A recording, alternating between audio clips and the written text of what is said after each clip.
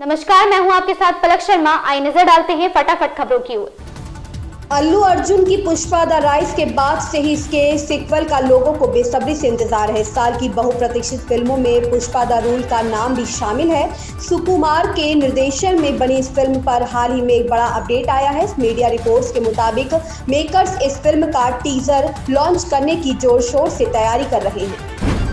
कर्नाटक में मई 2023 में संपन्न विधानसभा चुनाव में भारी जीत हासिल कर कांग्रेस सत्ता पर काबिज हुई थी। 224 सदस्यीय विधानसभा में उसे 135 सीटें मिली और भारतीय जनता पार्टी सत्ता से बाहर हो गई। इससे राष्ट्रीय स्तर पर मल्लिकार्जुन खड़गे को काफी मजबूती मिली, मगर अब उनके सामने 2019 के लोकसभा चुनाव के युवा सपनों को पीछे छोड़कर नई कहानी लिखने की चुनौती है।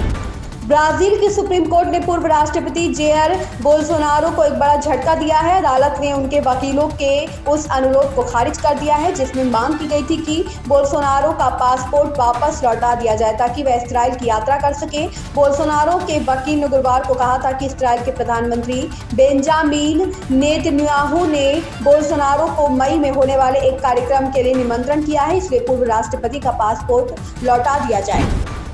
आज बिहार के लिए ऐतिहासिक दिन है। राज्य के महान विभूति पूर्व उप मुख्यमंत्री कर्पूरी ठाकुर को देश का सर्वोच्च नागरिक सम्मान भारत रत्न दिया जाएगा। राष्ट्रपति द्रौपदी मुर्मू के हाथों रामनाथ ठाकुर अपने पिता के सम्मान को ग्रहण करेंगे। यह सम्मान बिहार वासियों का गौरव है।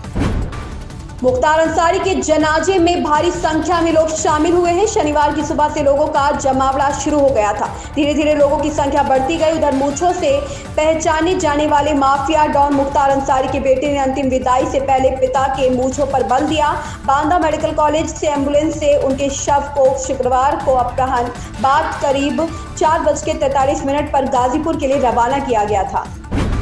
मौसम के मिजाज में उतार चढ़ाव जारी है, खासकर पहाड़ी क्षेत्रों में। शुक्रवार को जम्मू कश्मीर, हिमाचल प्रदेश से लेकर पूर्वोत्तर के अरुणाचल और अन्य पहाड़ी राज्यों में कहीं तेज तो कहीं हल्की बारिश हुई। जम्मू कश्मीर के सोनमर्ग में हिमस्खलन हुआ और कई वाहन रास्ते में फंस गए, लेकिन राहत की बात रही कि कोई हताहत नहीं हुआ।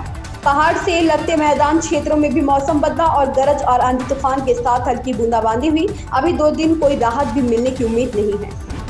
आम आदमी पार्टी के एक और नेता की मुश्किलें बढ़ने वाली है। दिल्ली शराब घोटाला मामले में प्रवर्तन निदेशालय ने दिल्ली सरकार के परिवहन मंत्री कैलाश गहलोत को आज पूछताछ के लिए बुलाया है। प्रवर्तन निदेशालय ने समन जारी किया है। अरविंद केजरीवाल, मनीष सिसोदिया, सत्येंद्र जैन के बाद कैलाश गहलोत सरकार में सबसे वरिष्ठ और आला कमान के भरोसेमंद माने जाते हैं। उनके पास इस समय दिल्ली परिवहन के साथ कई अन्य महत्वपूर्ण विभाग है, लेकिन कैलाश गहलोत पर पहले ही डीटीसी बसों की खरीद में घोटाले करने के आरोप हैं।